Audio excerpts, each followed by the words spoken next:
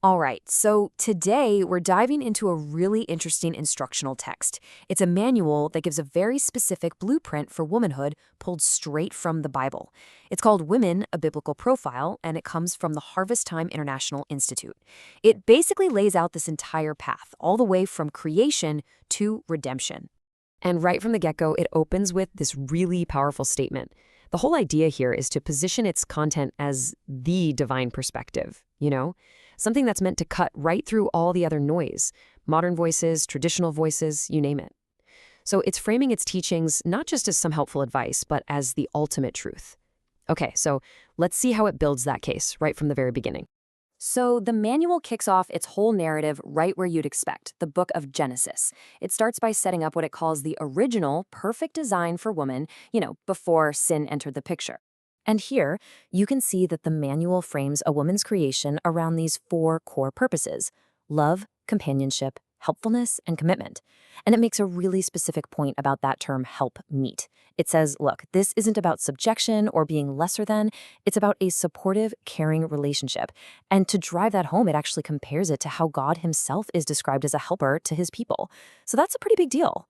But of course, this ideal blueprint, well, it gets broken. And this brings us right to the central conflict of the whole manual story, what it calls the fall of woman.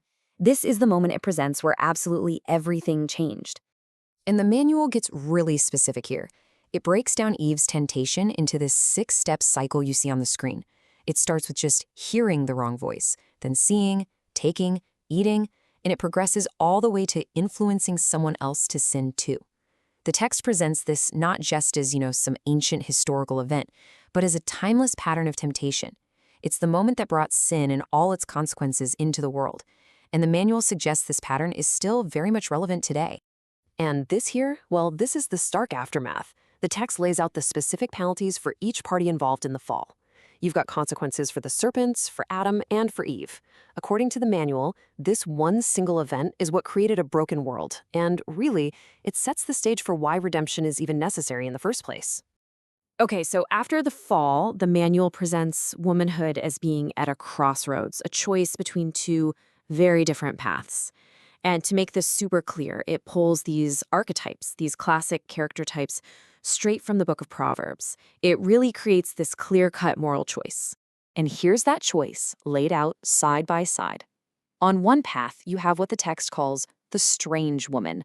Her traits, things like being contentious and foolish, and the result is destruction. She destroys her own home. But on the other path, you have the virtuous woman. She's trustworthy. She's wise. She builds her home. The text says her value is far above rubies. So what's the big difference? What's the secret? The manual is really clear in this. It all boils down to one thing: she feareth the Lord. All right, so we've seen these abstract character types. Now the manual moves from the theoretical to the practical, you could say. It brings in these real-life stories as examples of what redemption and divine purpose actually look like. First up, we have Ruth. Now, what's so amazing about her story is that she wasn't even a Jew, but she makes this unbelievable pledge of commitment to her mother-in-law and to her God. Her story is presented as a type, or, a living, breathing illustration of God's redemptive plan. Think about it. He takes this outsider and grafts her right into the messianic bloodline. It's a pretty powerful story. And then there's Esther. She's the manual's other key example. Here you have a Jewish queen living in a foreign land, and her story, which is just perfectly summed up in this quote, is used to make a really big point, that God strategically places women in positions of influence, sometimes at huge personal risk, to carry out his plans for such a time as this. So all of this has been building to a climax, and this brings us to the final section of the manual's whole story. It's what it presents as the ultimate solution to the big problem that was introduced way back at the fall. And that solution, it says, is found in the ministry of Jesus. Here, the text really zooms in on Jesus' interactions with women, pointing out how they were always compassionate and inclusive. And the examples the manual picks are really telling. It notes that he treated women as fully capable of understanding deep spiritual truths. I mean, think about it. He revealed his identity as the Messiah first to a woman, and not just any woman, a Samaritan woman. In that culture, that was absolutely radical. It sent a huge message. And this verse right here is presented as the manual's core conclusion, the bottom line. It argues that a true relationship with God, which it says is the real key to becoming that virtuous woman we talked about, isn't based on your gender at all. It's based on a personal choice to do his will. It's about what you do.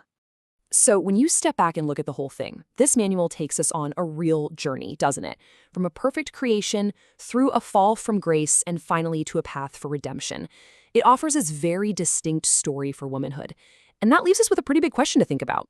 What does a biblical profile like this really reveal about how ancient texts and the way we interpret them continue to shape our ideas about modern identity?